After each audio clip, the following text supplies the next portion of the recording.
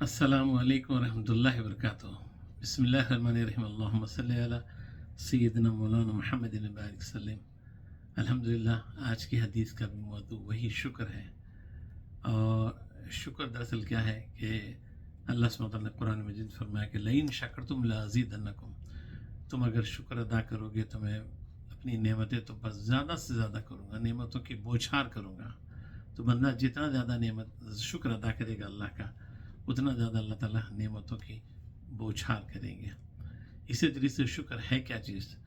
تو مفسرین شکر کی تعریف میں بتاتے ہیں، ایک ہوتا ہے شکر باللسان، زبان کے ذریعے سے شکر ادا کرنا، الحمدللہ الحمدللہ، اللہ کی ہر نعمت کا اللہ کا شکر ادا۔ دوسرا ایک ہوتا ہے شکر بالجنان، شکر بالجنان، دل کے ذریعے سے اللہ کی نعمت کا شکر ادا کرنا، اللہ کی عظمت کو جاننا دل کے اندر۔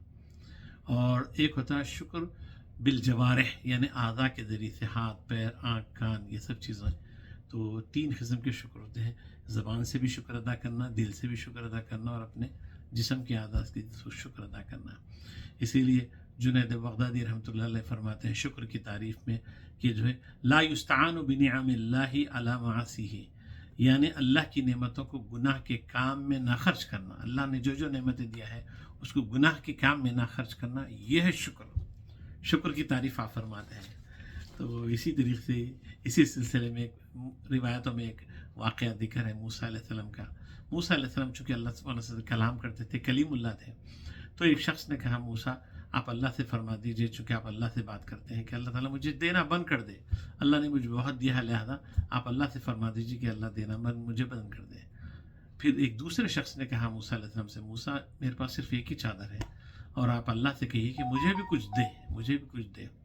موسیٰ علیہ السلام چونکہ کلیم اللہ تھے، اللہ سے فرمایا کہ پروردگار ایک فلاں بندہ یہ کہتا ہے کہ تو اس کو دینا بند کر دے، اور ایک دوسرا بندہ یہ کہتا ہے کہ پروردگار اس کے پاس صرف ایک ہی چادر ہے تو اس کو دینا، تو اس کو دیتے رہے۔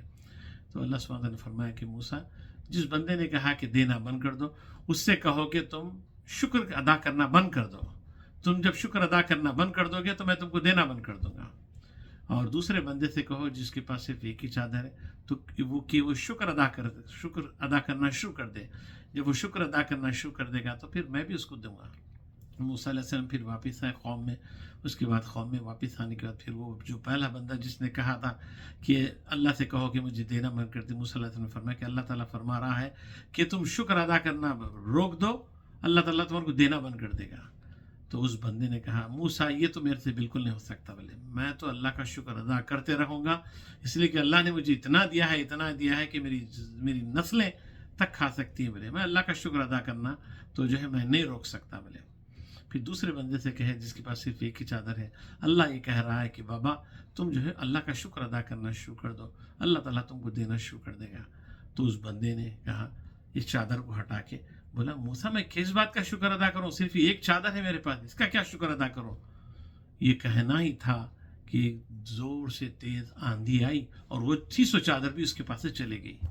تو اس سے معلوم یہ ہوتا ہے کہ جو کیا بولتے ہیں جس حال میں بھی ہے الحمدللہ بولنا، الحمدللہ بولنا، شکایتوں کو بازو رکھ دینا، کمپلینٹس کو بازو رکھ دینا، اور لوگوں سے تقابل کمپیریزن نہیں کرنا، ان کے پاس یہ ہے میرے پاس یہ ہے، میرے کو یہ نہیں ہے میرے کو وہ نہیں ہے، بس الحمدللہ ہر حال میں اللہ کا شکر ادا کرتے رہنا، اور شکرانے کی نمازیں پڑھتا رہنا، نفل نمازیں پڑھتے رہنا فرض نمازوں کے علاوہ۔